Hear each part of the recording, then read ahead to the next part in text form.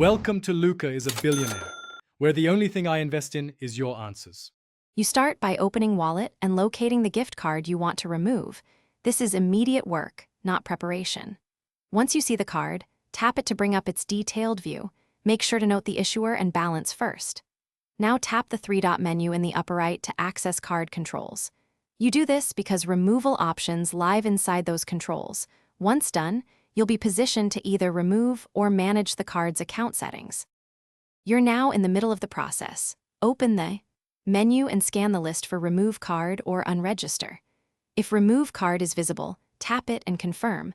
The prompt prevents accidental loss.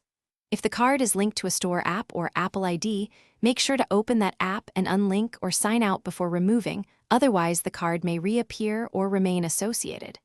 Once done, return to Wallet to verify the card is gone from the list. Finish by double-checking the card balance and history, because removal is final in Wallet though issuer records remain. Tap Remove, confirm, and then restart your iPhone to clear any cached display errors. Make sure to open Wallet after reboot.